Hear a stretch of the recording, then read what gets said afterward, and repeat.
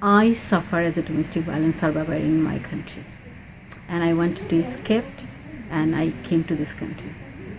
So the reason why I got involved in organizing was because I was born into a middle class family. My father was a doctor, but he and my mom was in a domestic violent relationship. He abused her a lot, and so eventually when he abandoned our family, he took all of our possessions with him, and so we were homeless for a long time. আমি 2008-এ undocumented immigrant হিসাবে এই দেশে যখন আসি তখন কাজ খুঁজতে গিয়ে জ্যাকসন হাইটে একটা রিটেল স্টোরে সেলাইয়ের কাজ হিসাবে শাড়ির দোকানে কাজ পাই।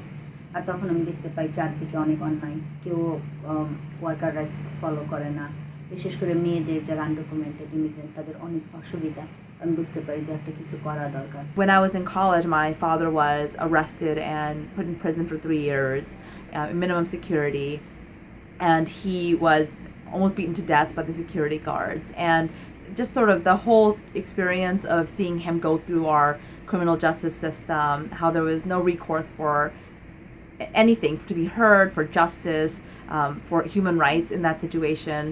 I formally got into the work after diagnosis with lupus, which is an autoimmune condition, and that sort of paved my way into feminism out of trying to understand what was happening to my body, which was manifesting physically and also internally, and the response I received from the Muslim Bangladeshi community.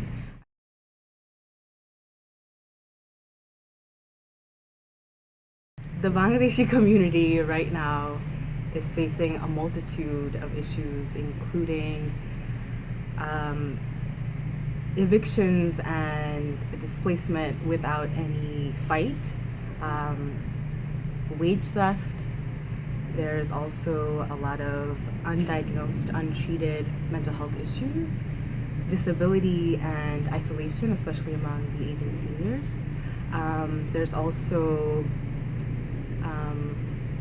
homelessness, but also hidden homelessness, which is manifesting within apartments which are overcrowded, and even that leads to assaults within the apartments where folks, it could be a group of Bangladeshis who are assaulting one another. So there's a lot of issues that are happening within, especially housing right now, along with, as I mentioned, wage theft and poverty, extreme poverty. After 9/11, lot of policies changed based on our color, based on our Muslim identity. Bangladeshi people also facing racial discrimination by law enforcement and other policies, cities officials.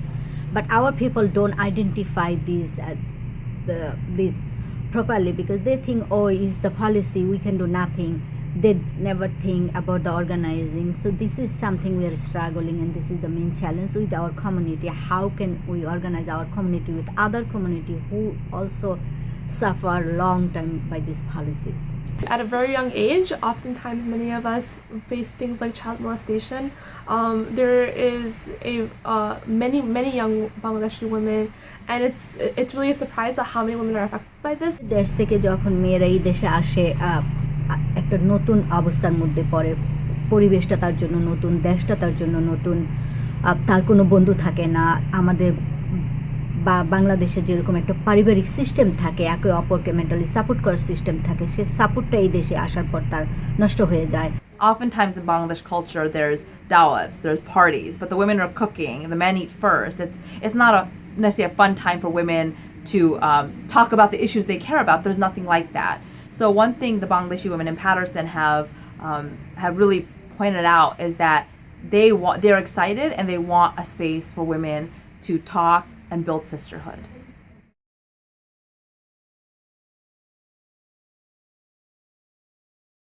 When I came to this country, there wasn't any organization for South Asian worker or women. There was an organization for South Asian domestic violence, but not domestic worker. So then we became a domestic worker committee under the Saki, and then we became an Andolon organizing South Asian worker, which is that organization. Finally, 2011, we did campaign. We started from 2002 and 2001, and then end like 2011. We passed the law. It's called Domestic Workers Bill of Rights, but it's not only Andolon. It's a lot of organization involved with this campaign, and I'm proud to be part of it. We fight for alternative discipline so that students are suspended or arrested and pushed out of schools and into prisons.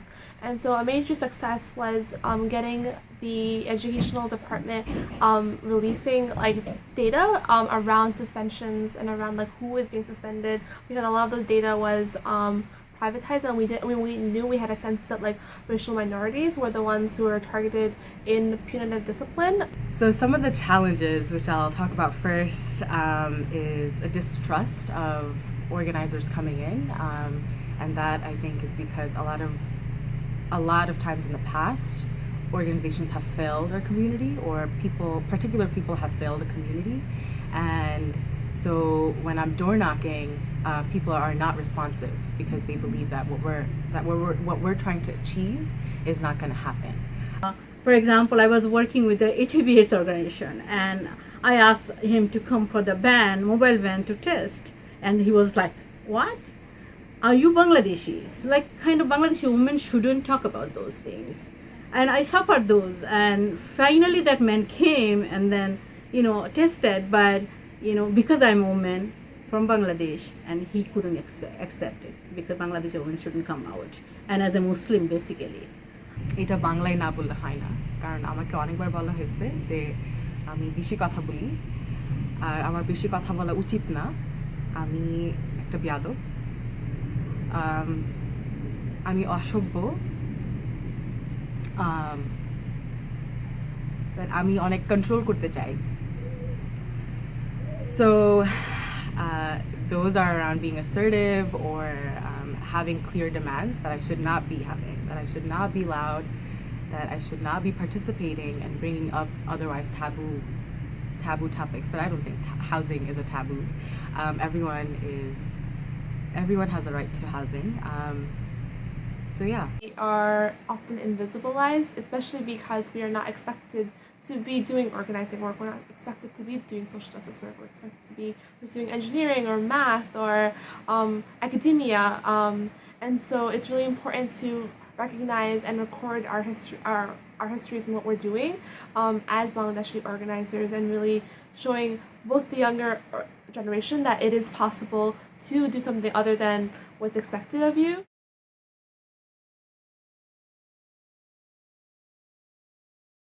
নারীদের অনেক বড় ভূমিকা বাহিরে আছে, কিন্তু নারীদের সেই ভূমিকাটা আমরা আসলে পালন করতে পারছি না।